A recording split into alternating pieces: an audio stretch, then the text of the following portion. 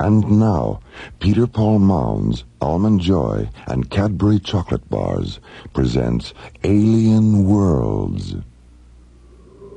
Slowly rotating at the edge of deep space, 1,000 kilometers beyond the atmosphere of 21st century Earth, is the Arthur C. Clarke Astronomical Observatory, Starlab. Here, Starlab Research Director Maura Cassidy and scientists and technicians of the International Space Authority watch over the countless stars and planets that fill the silent distances beyond the giant space station. Last week's episode began when Captain Jack Lemus, commanding the Royal British Museum freighter Nile Delta, notified Starlab that he was returning to Earth from the planet Thanatos. Aboard the freighter, the treasures of Tutankhamen, sent to Thanatos 2 weeks earlier as part of a cultural exchange program. Midway between Earth and Saturn, the freighter is boarded by aliens who steal the King Tut floral necklace and take a tissue sample from the face of the boy king's mummy. A tissue sample? Is Dr. Lomax absolutely certain about that? He's positive, Dr. Cassidy, and he's holding up a little gold surgical instrument they dropped. When news of the Nile Delta incident reaches Queen Victoria III, she notifies England's most famous consulting detective, Sonar T. Froome. Her Majesty requests that we go to Starlab at once and assist in the investigation of this beastly crime. Meanwhile, on Starlab, SET captains John Graydon and Buddy Griff research the Egyptology section of Starlab's library. Did you come up with anything? Yeah, you know that blue and gold bird symbol Captain Lemus described? The one on the tail fin of the alien ship? Mm-hmm. We found one just like it on King Tut's ecclesiastical chair. When Captain Lemus gets here, we should run his visual scanner tapes of the alien ship against the library tapes to see if the symbols match. And if they do? If they match, then maybe the aliens aren't aliens after all. Maybe they're Egyptians. A few minutes later, Sonar T. Froome and his associate Dr. MacGuffin Drone arrive at Starlab, and when Maura tells them about John and Buddy's theory... I think we're going to get on very well indeed, gentlemen. Dr. Drone and myself were discussing a similar hypothesis not more than 15 minutes ago. All right, suppose these aliens are what you think they are. That still doesn't explain the theft of the necklace or why they took a tissue sample from the mummy. The necklace is a puzzlement, Maura, but the tissue specimen isn't. It has long been our contention that the Egyptian kings were preserved for only one reason, so that in future their tissue could be rejuvenated for the purpose of monocellular replication. Cloning. And now, the conclusion of the adventure of the Egyptian necklace, an interplanetary detective story in the Sherlock Holmes tradition on Alien Worlds.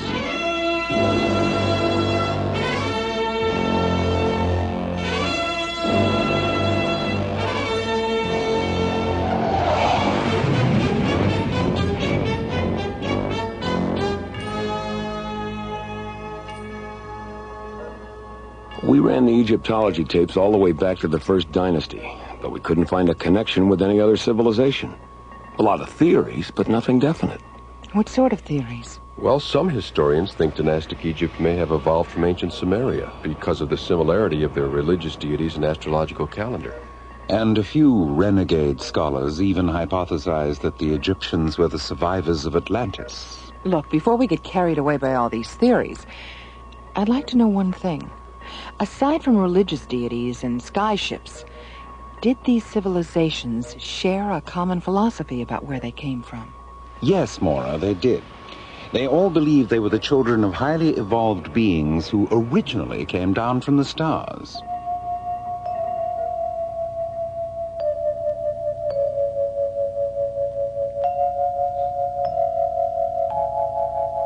Limehouse Express to Starlab Control.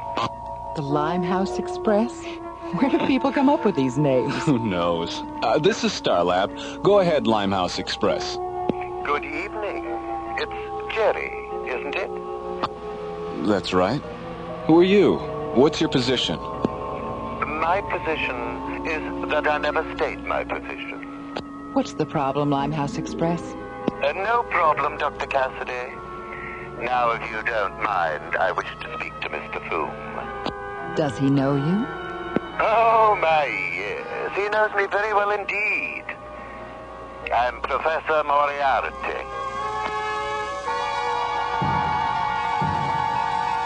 Alien Worlds will continue. Pardon me. Isn't that a Cadbury chocolate bar?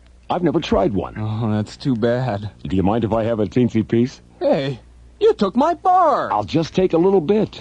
It was for my wife and me. Oh, she'll love it. See, this is great. You know you can get carried away with this stuff? Yes, I've noticed. Oh, come on, it's a big bar. It's getting smaller. When people get a taste of a big, thick Cadbury chocolate bar, they get very carried away. Because only a Cadbury bar is so rich, so creamy, so Cadbury. And with the big-size Cadbury chocolate bar, you get a big choice. Cadbury Fruit and Nut, Cadbury Almond, Cadbury Caramello, and of course the big favorite, Cadbury Milk Chocolate. So remember, when you get your Cadbury, be careful. Because with Cadbury, people can get very carried away. Can I have my Cadbury back now? Your Cadbury? Oh, well, I guess I got carried away. You'll get carried away with Cadbury.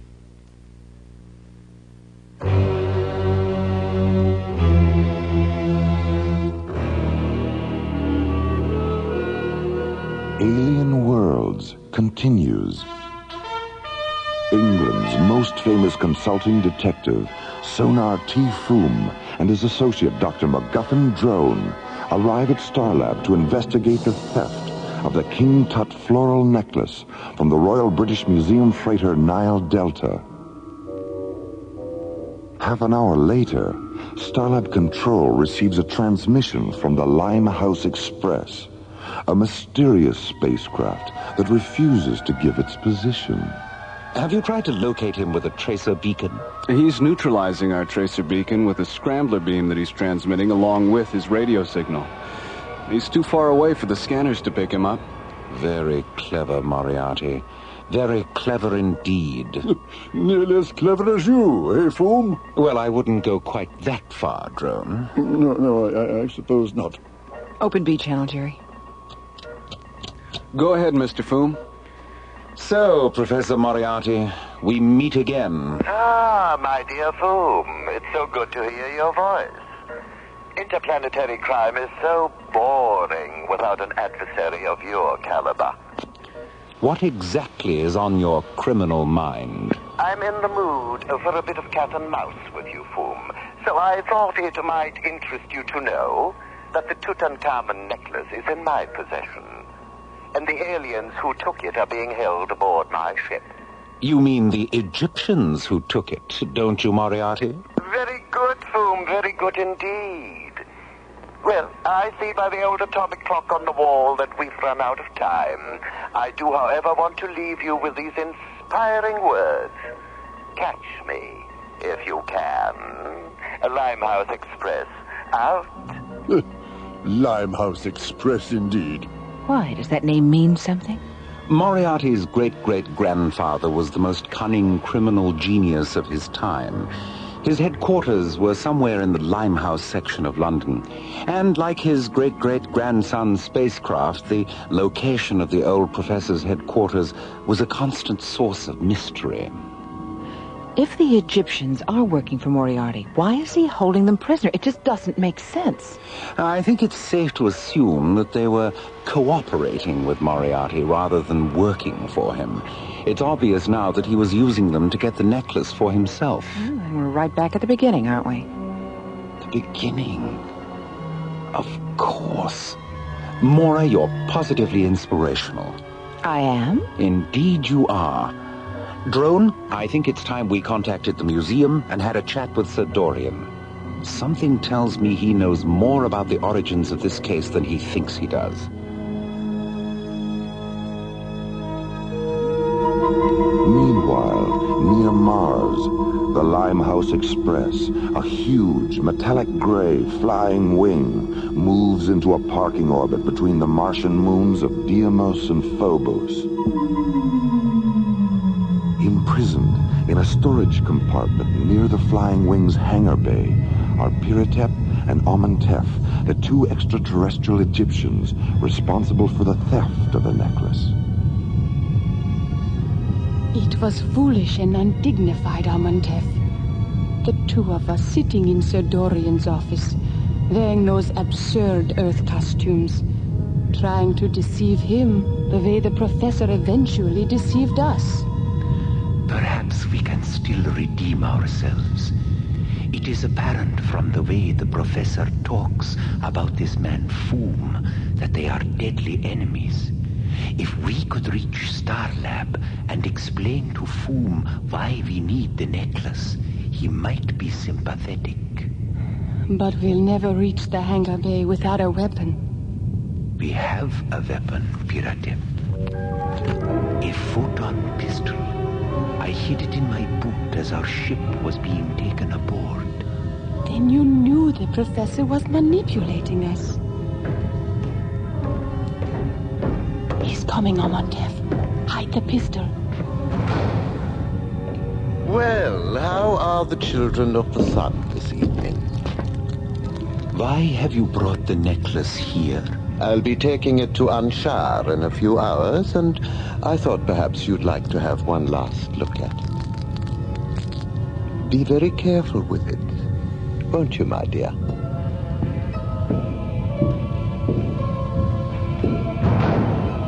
Amenhotep, there's only one guard in the corridor. All right. What is it? What are you...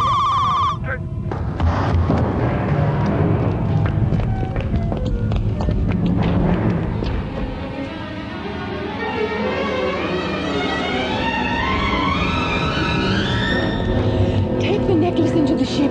I'll open the launch doors.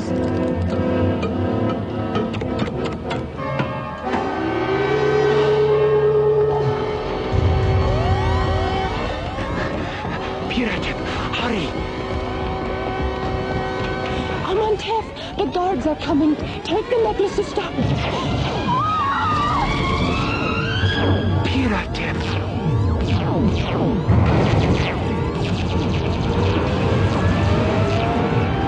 Stop him, you fools! He has the necklace!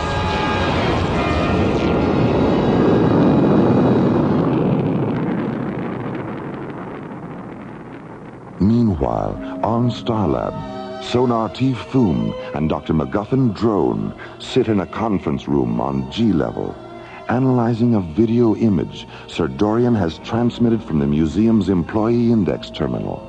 Drone, there's something rather curious about this picture of Wilhelmina Hammersmith. Look closely at the eyes. What's your professional opinion? Well, the left eye is artificial. Now, look at the ring finger on the left hand. Oh, here, let me magnify it. What do you see? A deep circular impression, as if a ring had been removed. A platinum serpent's ring, perhaps? Great Scott. Great Scott indeed, my dear Drone. This is not a 70-year-old Egyptologist named Wilhelmina Hammersmith. This is none other than Professor Moriarty himself. What an extraordinary masquerade. Yes. Wearing this disguise, Moriarty appears at the museum and presents false credentials. Impressed with these documents, Sir Dorian gives Moriarty a post in the Egyptian Antiquities section. And it is here that he learns the highly confidential facts of the Nile Delta's Thanatos schedule. Didn't Sir Dorian say that this Hammersmith woman was in his office when the Egyptian couple was there trying to buy the necklace? Yes, and 2 days later, Wilhelmina Hammersmith Moriarty resigns, and the Egyptian couple are never seen again. Now, let me see. The two Egyptians who boarded the Nile Delta are obviously the same two who were in Sir Dorian's office. When they leave the museum, Moriarty follows them. Alien Worlds will continue. This woman's sorry for keeping you guessing. You never know what I'll do. That's why I'm here confessing.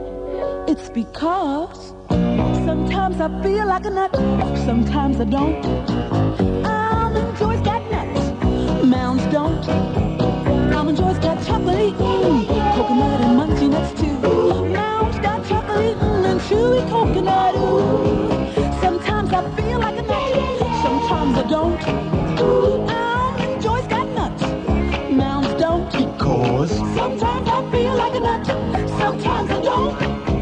Sometimes I feel like a nut, sometimes I don't.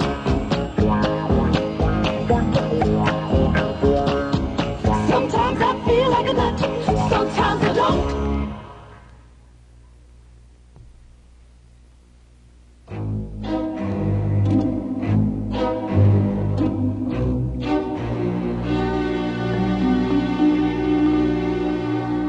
Alien Worlds continues. Escaping from a prison compartment aboard Professor Moriarty's Limehouse Express, the necklace safely in their possession, Piratep and Amantef dashed to their ship in the hangar bay of Moriarty's huge, metallic gray flying wing. Take the necklace into the ship. I'll open the launch doors. But as the thick metal doors slide open, they trigger a series of security alarms. And before Piratep can reach the ship, a squad of Moriarty's guards enter the hangar bay and open fire with laser rifles. Piratep! As Piratep falls, blood streaming from her face, Amantef closes the hatch of the ship and blasts off for Starland. 9 hours later...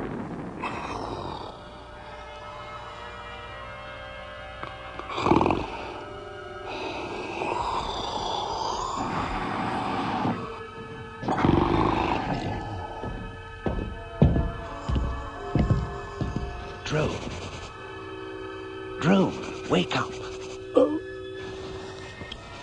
Froome. Is it time for breakfast already? I've just been having a chat with a very interesting and charming Egyptian gentleman. I thought you might like to meet him. What on earth are you talking about? The Egyptian ship, my dear Drone. It docked 20 minutes ago. You're pulling my leg.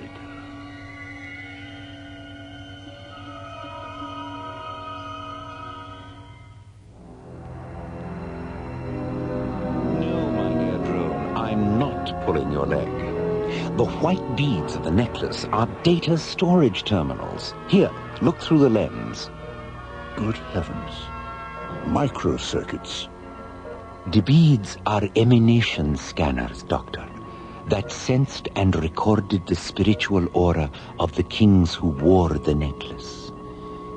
The necklace was brought to Earth by our ancestors and passed from dynasty to dynasty in the hope that it would one day be worn by a spiritually perfect king. A king who would then be replicated and given immortality. Tutankhamen is that king. Look, you said you didn't know King Tut's tomb had been discovered until just a few weeks ago. How did your people lose track of its location in the first place? The last Egyptian dynasty ended with the death of King Nechneb. When he died, the necklace was sealed in his sarcophagus. 1 year later, on the first day of the new solar equinox, our ancestors returned from Nachesh Shem in a ceremonial funeral ship. As the ship orbited Earth, an inner circle high priestess went down in a small lander. She recovered the necklace analyzed the white beads and saw that of all the recorded spiritual auras, Tutankhamun's had been the most perfect and powerful. Placing the necklace in Tutankhamun's tomb, she returned to the lander, contacted the ship, and reported that it was Tutankhamun who would be given immortality. But before she could give the location of the tomb, her transmission was interrupted. She was never seen or heard from again. Limehouse Express to Starland. I'll talk to him, Mora. Well, if it isn't the notorious Wilhelmina Hammersmith. Don't be tiresome, Froome. I know Amenhotep is there. We tracked his ship. Now, as you said earlier, let's get down to cases. Amenhotep is alive and sealed in an airlock. If you don't return the necklace, I'll decompress that airlock and kill her. I see. How do you want us to proceed? Dr. Cassidy and Amenhotep will deliver the necklace in an unarmed ship. Amenhotep knows my location. And Froome, don't try any of your tricks. Decompression is a singularly horrible way to die. What are you going to do, Froome? Elementary, my dear drone. I'm going to beat Moriarty at his own game. Amenhotep, come with me. I'd like to have a word with you in private.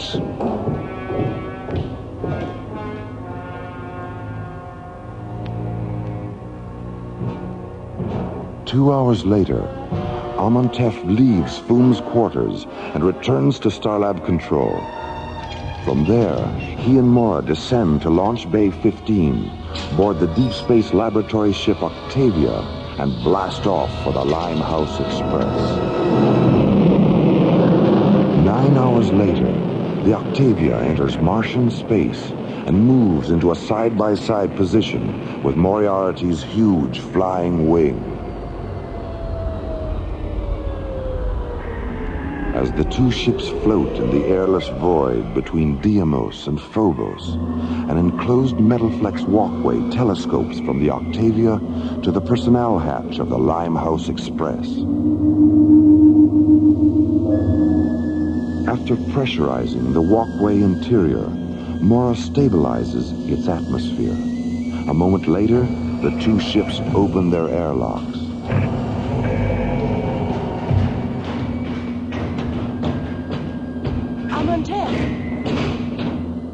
Piratep, your forehead. Don't concern yourself, Amenhotep. The wound is superficial. Thank Ra for that. Go into the ship now and rest. You're very pleased with yourself, aren't you, Professor? And why shouldn't I be? I not only have the necklace, but I've outsmarted Sonati Froome as well. You're no match for Mr. Froome. Your cruelty defeated him, not your intelligence. You're an ugly little man, Professor. Ugly and arrogant and stupid. Sticks and stones, Dr. Cassidy. Sticks and stones. It's time, Professor. All right. Tell your men to return to their stations. May I hold the necklace one last time? Of course, Amenhotep. I'm as sentimental as the next man, in spite of my overweening ugliness. Would you like to hold it, Mora? Yes. Yes, thank you. Professor? Yes?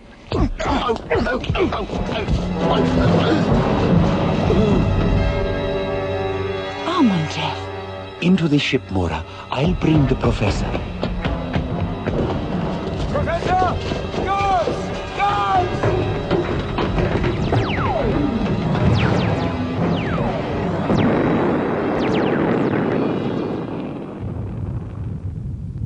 Hold his wrists a little closer together, Amenhotep. Good. There. Watching you walk into Jastro prison is going to be a pleasure, Professor.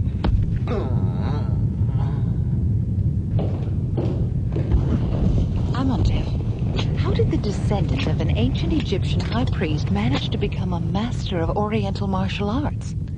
In much the same way that I became a master of disguise, Mora. Practice. Here, hold my nose. Mr. Froome! Shh! You'll wake Piratep. Why didn't you tell me? If you had known it was me disguised as Amontef, you might have behaved differently aboard Moriarty's ship. Here, help me peel off this beard. My fingernails are all so... Mora? Oh, I'm sorry, Mr. Froome. Oh, that's all right. I'm sure I'll be as good as new when they remove the bandages. What did Amontef say when you told him what you intended to do? He smiled his most seraphic smile and gave me his blessing. He's quite an extraordinary man, you know. While we were talking, I asked him why the Egyptian civilization was brought to Earth in the first place. And he said, "To create a sense of wonder, Mr. Froome. A sense of wonder so compelling as to cause those generations still unborn to look at history with new insight and see the universe with new eyes. Eyes that will one day look back at ancient Egypt and understand what we tried to do there. And on that day, realize that they are looking back into the future."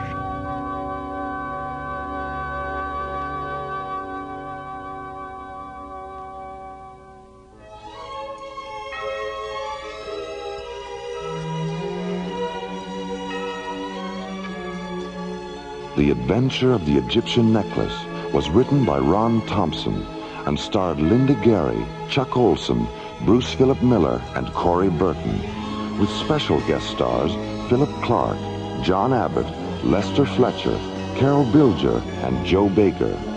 Associate producer Ron Thompson, music director Tom Rounds, engineer Stu Jacobs, assistant to the producer Jim Cook, technical consultant Peter Sky. Alien Worlds was created, produced, and directed by Lee Hansen and is distributed by Watermark Incorporated. The Adventure of the Egyptian Necklace is dedicated to the memories of Sir Arthur Conan Doyle, creator of England's most famous consulting detective. And so, until next week, this is Roger Dressler inviting you to join us for our next adventure, Time Clash, from the elsewhere and elsewhen of Alien Worlds.